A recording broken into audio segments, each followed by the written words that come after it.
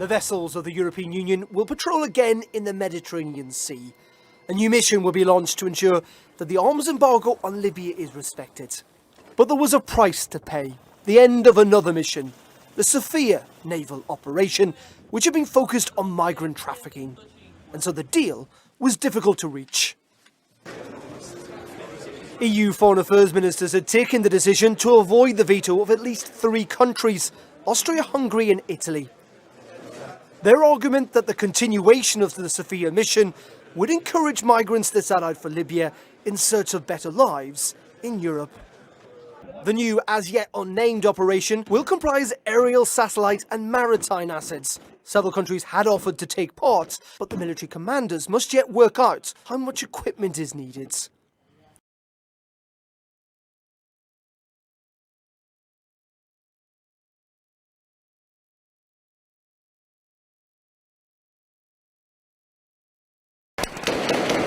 A gunfight in Rio de Janeiro, reportedly between drug traffickers and another force in the city, one that many might not have heard of. They're known as the Militia. They've been quietly expanding the areas they control to cover more than 2 million of Rio's inhabitants. They're said to be made up mainly of retired or off-duty police officers, soldiers and firefighters. It all started as an attempt to protect their neighbourhoods from criminal gangs, but many say they've since become a mafia who control almost everything in their zone. Experts say they've even got into real estate, illegally developing land. When 2 buildings collapsed last year in a militia-controlled neighbourhood, 24 people died. But despite their grip on parts of the city, authorities have been reticent to speak about them.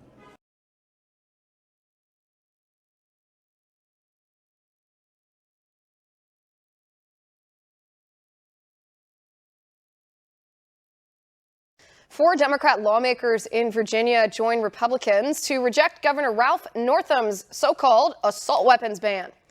The bill failed in committee on a 10-5 vote, which means the idea that the government is going to ban your guns and forbid you from purchasing an AR-15 is dead on arrival, thanks to 4 brave Democrat lawmakers and the tens of thousands of Virginia citizens who rallied and protested, stood up and spoke out in defense of their right to keep and bear arms. Never underestimate the power of the people. Your voice does make a difference. You saw that today. Now, this particular gun ban is shelved in Virginia until next year, but the vote also instructs the State Crime Commission to study the issue before next year's legislative session.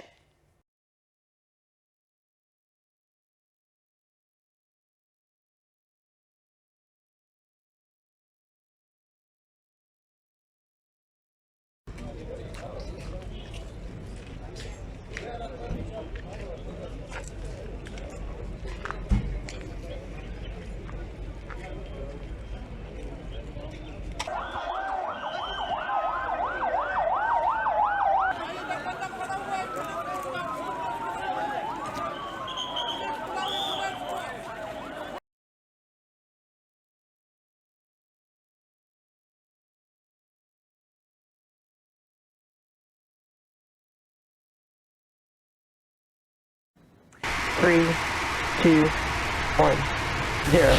Ignition. Liftoff. That never gets old to watch. Wow, Hawthorne-based SpaceX launched another round of internet beaming satellites into space this morning. They were aboard a Falcon 9 rocket used in 3 previous SpaceX missions, but today the booster didn't hit its landing spot on the drone ship upon its return. Still, 60 satellites were launched successfully as part of an effort to bring internet access to remote areas of the Pacific.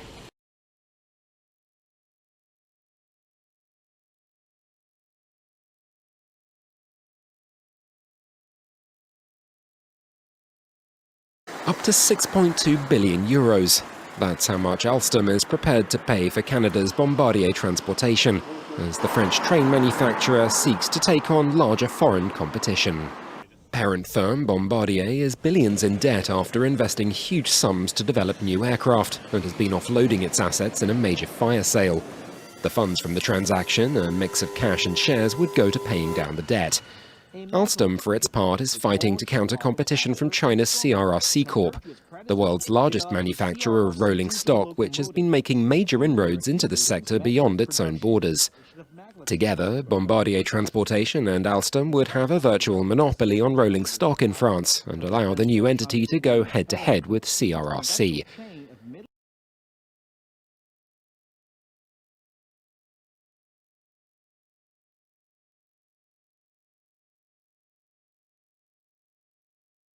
Driver Ryan Newman was moments away from winning his second Daytona 500 until the driver he was battling with for the win spun him out. Here comes Hamlin up the outside. Wow. Crash into the wall, into the air. Goes Newman. Upside down.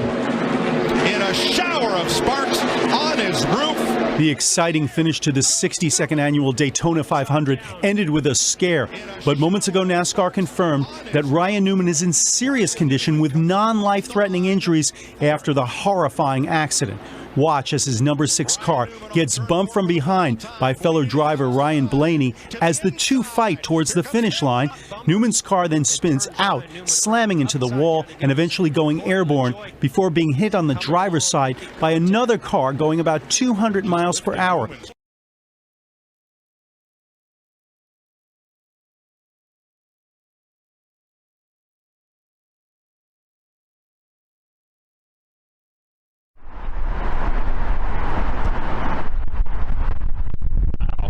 Skill of these pilots.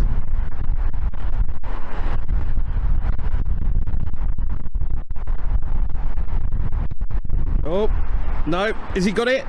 He's going to go around. Is he going to go around? Oh my God, look at it.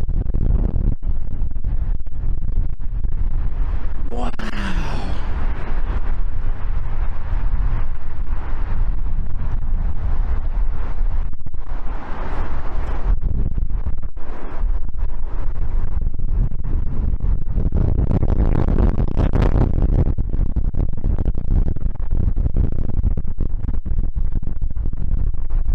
Wow, look, all over the runway, jeez.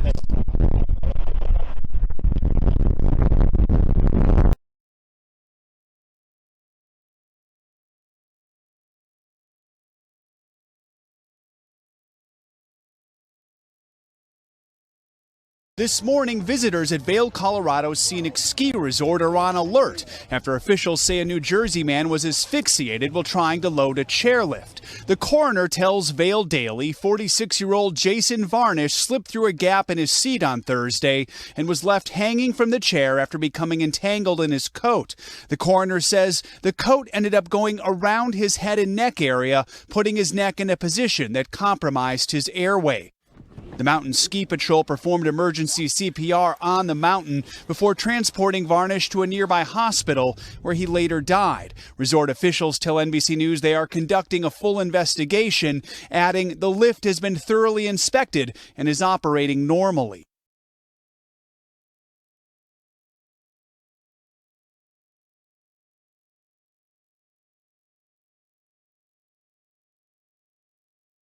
The recent loss of a young girl is bringing tensions in the country to a boil. The family of a 7-year-old girl who was murdered just outside Mexico City has gathered to mourn her loss.